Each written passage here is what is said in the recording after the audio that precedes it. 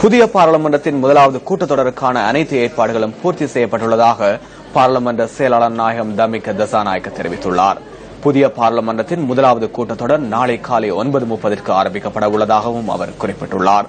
கூட்டத்தொடரின் முதல் நிகழ்வாக சபாநாயகர் தெரிவு செய்யப்படுவார் எனவும் பாராளுமன்ற செயலாளர் நாயகம் தமிக தசாநாயக்க கூறியுள்ளார். சபாநாயகர் நியமனத்தின் பின்னர் பாராளுமன்ற உறுப்பினர்களின் சத்திய பிரமாணம் இடம்பெறும் எனவும் அவர் குறிப்பிட்டார்.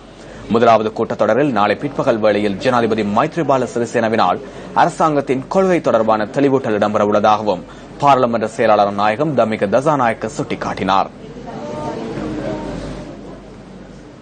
ஐக்கிய தேசிய கட்சியில் தெரிவான பாராளுமன்ற உறுப்பினர் ருவன் விஜயவர்தன சபுகஸ்கந்த பிரதேசத்தில் நேற்று இடம்பெற்ற மக்கள் சந்திப்பு ஒன்றில் கலந்து கொண்டார்.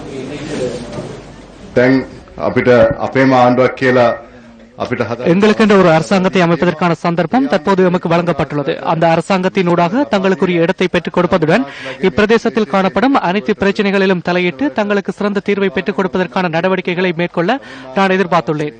இதேபோல் நான் உறுதி வழங்கிய வைத்தியசாலை வேலை திட்டத்தை ஆரம்பிப்பதற்கான நடவடிக்கையை முன்னெடுக்க உள்ளேன் என்பதனை இந்த சந்தர்ப்பத்தில் தங்களுக்கு தெரியப்படுத்துகின்றேன்.